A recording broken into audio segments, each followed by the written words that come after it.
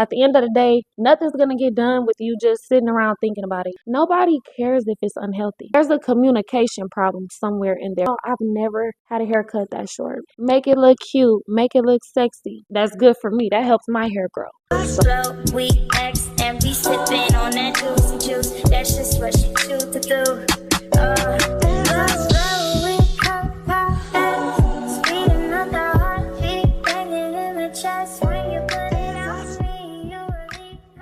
In this video, we are going to be unpacking the top 8 reasons why your hair not growing. Okay, so I am a licensed cosmetologist who has been doing natural hair for 4 years, since 2021. So these are real reasons from real women. I've even asked my Instagram story. So the 8 reasons that I've came up with, this is not just something that I just came up with off the top of my head. I was already thinking majority of these things anyway. I already know. But these are things that other women have said, women from all over. And these are things that were repeated. Like, these weren't things that were just mentioned on my story one time. When I asked y'all, what's the reason why y'all hair ain't growing? It was so many women saying the same exact thing. And outside of these 8 reasons, at the end of the video, I will be talking about like all of the other reasons that people was talking about, because I literally came on here and wrote everything out. Okay, I wrote it all out. I've already did the mining for information. So let's just get into it. The number one reason, people don't know where to start. You simply just don't know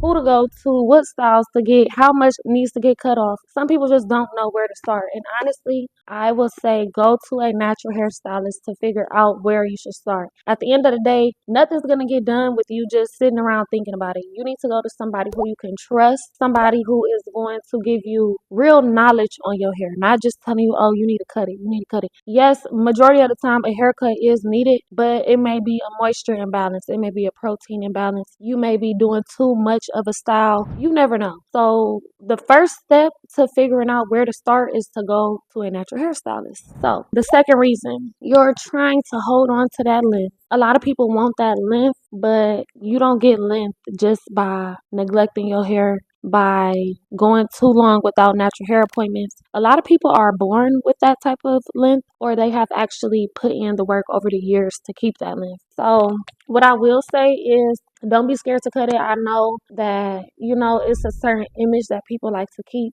But at the end of the day, when I see somebody upload a picture of their hair and they trying to brag on their length and it's just completely see-through, as a natural hairstylist, I know that that's not a flex that you think it is. So the fact that people are so dead bent on just showing off their length, like, oh, my hair longer. Nobody cares if it's unhealthy. So let's snap out of that mindset. If your hair is unhealthy and long, and you only care about having long hair, go with the flow. Go do what you want to do. But if you are concerned about having healthy hair, you need to just make that commitment to cut that hair off. It's going to be okay. It's going to grow back. And I feel like you should do it now. Do it now, because as time goes by, the years are still going to go by. The years are going to keep going by, and your hair is going to be the same length, the same long length that you think it is, when really, if you stay consistent, your hair could be even longer than what you think it can get, honestly. So don't be caught up in that mindset. Long hair. If you want some long hair, get you some extensions while you want to go get your trim to make sure your hair is healthy. Okay, add in some tape ins, some clip ins, get a sew in. Do what you gotta do, but don't be worried about keeping that length. All right. So the number 3, my third reason why people have not started their hair routine is that they don't have confidence in wearing their natural hair. Now this is a big one. This is a big one because I feel like this is something that majority of women go through. I wouldn't say all women, because there's some women who don't care at all about wearing their natural hair. They wear it however they was born with it. That's how they will wear it. And those are the girls who you need to be looking up to confidence-wise. So having confidence in wearing your natural hair, even while you're going through that uncomfortable phase when you first starting out your natural hair journey. Because me, I literally went to the gym with a afro on the Stairmaster, but I wasn't worried because I knew at the end of the day, I just started my hair journey. It wasn't too many other hairstyles I could do. I was in between getting my hair done, so I wasn't too worried about it. I went to the gym just like that. Some days you have to literally get up and say, fuck it. Like, literally. Do it. Don't do it. Who gives a fuck? Wear your natural hair out. Don't wear it out. Who gives a fuck? But if you are in a phase of your natural hair journey where you need to focus on your natural hair, you also need to be in your I don't give a fuck phase. Like, step out of your comfort zone sometimes. Sometimes you just have to do it for the sake of that healthy hair. If you have to walk around with a little bob and you've never wore a bob before, but you know that this is the beginning of your hair journey and it doesn't matter, sometimes you literally have to say F how you feel. That's literally what I had to do. I'll put a couple pictures in here of how short my hair was. When I tell y'all, I've never had a haircut that short.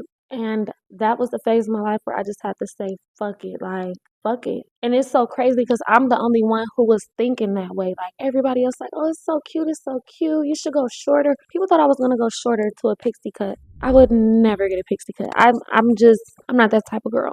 But you got to get out of your head because 9 times out of 10, you are the only one thinking that way. Nobody cares as much as you think people care. Who cares if you have to walk around with some short hair for a little bit? Make it look cute, make it look sexy. And if you feel ugly, take yourself in the house. Who cares? Oh well, don't even go in the house. Just who cares? Nobody cares. All right. Now, on to number 4. The fourth reason, y'all, and this is a big one. It took me a minute to figure out a solution for this, but finding a hairstylist who cares about natural hair, that is one of the hardest things to do. That is one of the biggest things that actually stops people from starting their hair journey. So, coming across a great hairstylist is very hard, especially with me. I'm from Cleveland, Ohio. I live in Cleveland, Ohio, and someone who not only cares about styling the hair, but the actual health of your hair. That is so hard to find. And I'm a picky person. I'm very picky about my natural hair. I pay attention to all of the small things. I pay attention to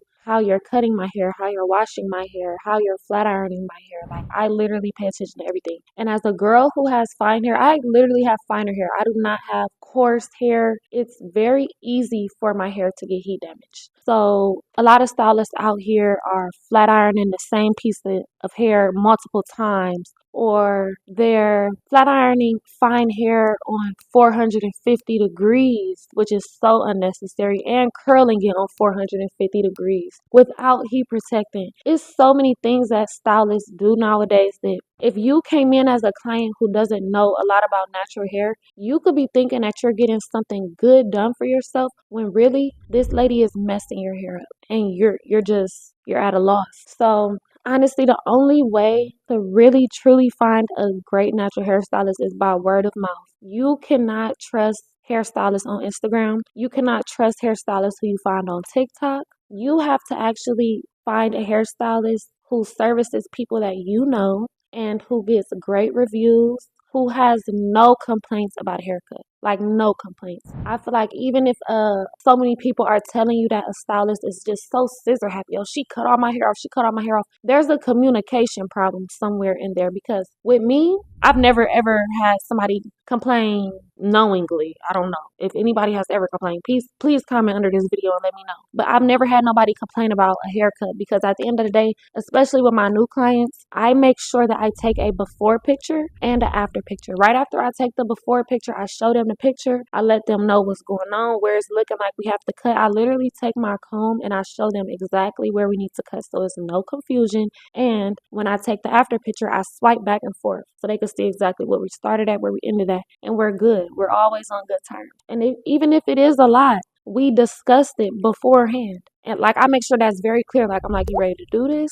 Are you sure? Are you ready? Like, and a lot of women, they say, you know, girl, I trust you. Do what you got to do. So finding a hairstylist who communicates well is just as important as finding a hairstylist who does the hair well. Because if you are giving somebody a trim and they really do need it, they really did need maybe 4 inches cut off. You have to communicate that with them. You don't tell them, oh, we're just doing a trim. No, honey, we are trimming a lot. We're giving you a haircut. Like, this is what we have to do. This is where it's going to be at. This is how long you should be able to see a difference. Okay? So, word of mouth. Stick to who is actually telling you in real life that they stand 10 toes behind this person. Like, she's not going to mess up your natural hair. She's never heat damaged my natural hair. She's never had me in the salon from sun up to sundown for a silk press. Let's be so for real. Ooh, I hear some crazy stories. I hear some crazy stories now. But yes, let's go on to the next one. Let's go on to the next. So the fifth reason is knowing what styles are safe. And this is a pretty simple one to figure out if you know what stage of your hair phase you're in. If you are in a severe damaged phase, you shouldn't be worried about doing nothing with leave out. You shouldn't be doing nothing with some super tight braid. You should be doing the most protective styles, even if you have to get the tribal hairstyle with a few cornrows in the front or twists in the front with knotless in the back. You can do a pronto in the back, sew in the back, whatever. But you need full coverage. Some protective hairstyles, they're like leave out. It's not a full protective hairstyle unless you are actually leaving your leave out alone. You're not flat ironing it a lot. You are covering it. You're wrapping your hair at night. You're doing everything you're supposed to do. But if you are flat ironing your hair every day and you already have heat damage, why would you go get a sew in, a leave out with your hair out? And this also ties in with confidence in wearing your natural hair because sometimes you just have to leave the flat iron alone and you have to leave the braids alone. I have seen some women who have came in with severely damaged hair and it's honestly like, girl, like you need to just love on your hair. You literally need to just love on your hair right now. Like if that means getting the style, it's a viral style on TikTok right now. It's called, oh goodness, I believe like miracle braids or something like that. I'm gonna pin a video right here of it. But it's literally your natural hair braided up and you crochet in some curly hair. Crochet hairstyles are great protective hairstyles. If you get creative with them, you can find some cute things to do. But honestly, outside of that, you have to learn how to rotate the right hairstyle. And this is something where you have to connect with your hairstylist on somebody who is knowledgeable on what styles are best for what type of hair textures, hair types, hair damages. There are certain hairstyles for everything. So get you a good rotation of styles. Do not try every trend that is going viral because that's always not the best option. It's never the best option just to get every hairstyle that goes viral. All of the girls that I know personally who get every style that goes viral, they have the most damaged hair, flat out. Like it's a fact. I'm sorry. It's a fact. And usually any girl who is going through that, they know that their hair is messed up. 9 times out of 10. If you're getting a lot of ponytails, a lot of wigs, a lot of braids, it's gonna mess your hair up. But once you have your rotation, I personally have about, I would say, 4 hairstyle rotation, and I do that through the whole year. I don't really get anything different, and that's good for me. That helps my hair grow. So you gotta do what helps your hair grow. You gotta know what your hair is like, what it needs, and what styles are best for that phase. Okay? Okay. So now, number 6 is maintaining and taking down hairstyles. This is one that was mentioned so many times.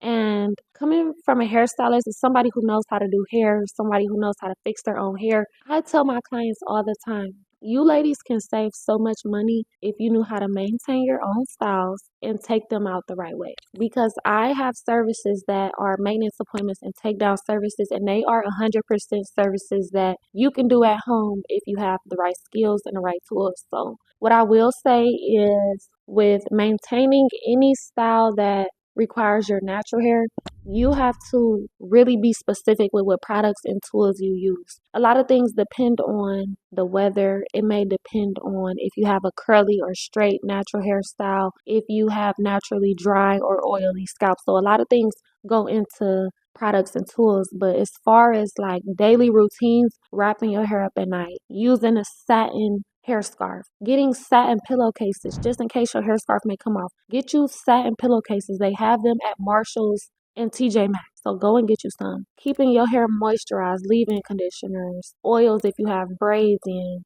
Just different small things, y'all. These are small things. Having the right products in your house. If you have tape ins, you can literally buy the product. It's the C22 adhesive spray. If you want to take down your tape ins, do it at home. Clarify, moisturize, and deep condition your hair afterwards, whatever. But it's all about practicing. I know a lot of women have a hard time with curling their hair after they get their hair done. And I will be having my curling tutorial coming out soon. I was just waiting for me to get the right hairstyle in to do the video on myself. So All of that's going to be coming, but maintaining the styles is a reason why people don't get certain styles, and the reason why they don't get their natural hair done is because they don't know how to take care of their natural hair when it's done, because they're not used to getting it done.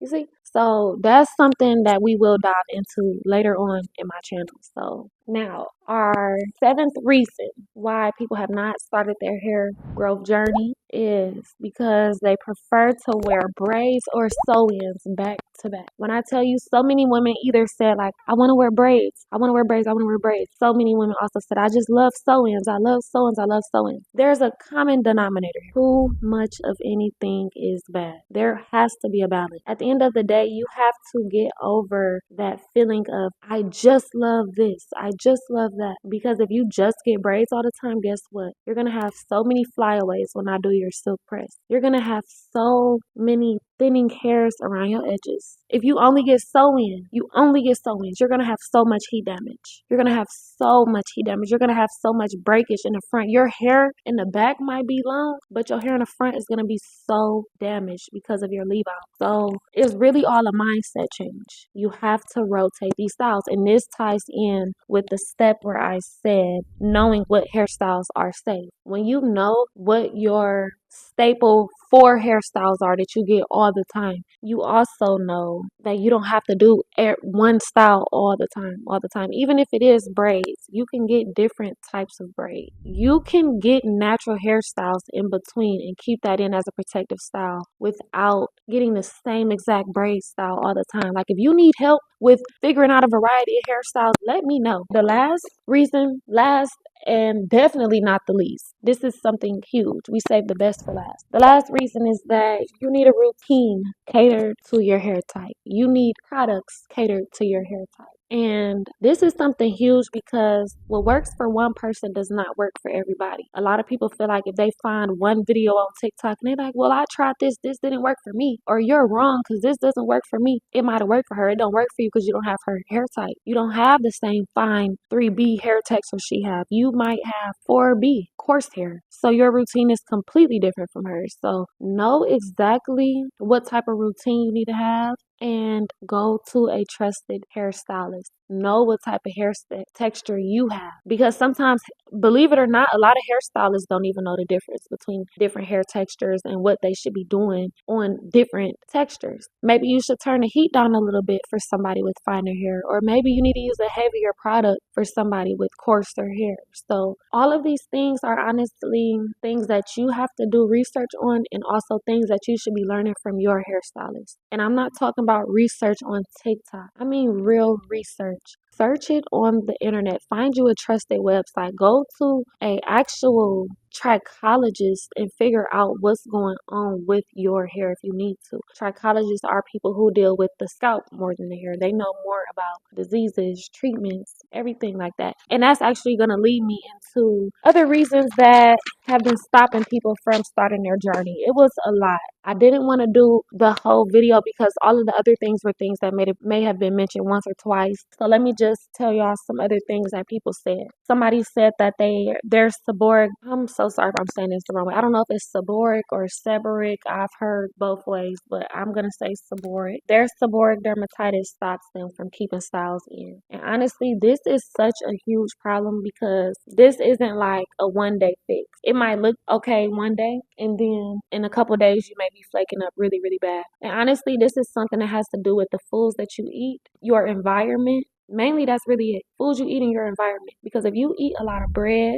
I believe it's rice, cheese, dairy products, that is going to trigger seborrheic dermatitis. You got to do a lot of research about that. That has a lot to do with your diet. Everything that happens from your scalp is coming from the inside of your body. It's something going on with the inside of your body. So the next one is that stylists are too booked nowadays. That is a problem, and I will also say that a lot of people who say that, though, are very last minute people. A lot of stylists nowadays move on a monthly basis. You need to know a month ahead of time who you're going to now. Because if you are in December trying to get an appointment for December, you're already behind. If you're trying to get to a real good hairstylist nowadays. If you don't have your alarm set, if you don't know their schedule, what can anybody do? Like literally, what can anybody do? So the next one is finding a stylist that's knowledgeable on growing locks. This is something that you also have to know word of mouth. Somebody who is recommended word of mouth because a lot of looks can be deceiving online. So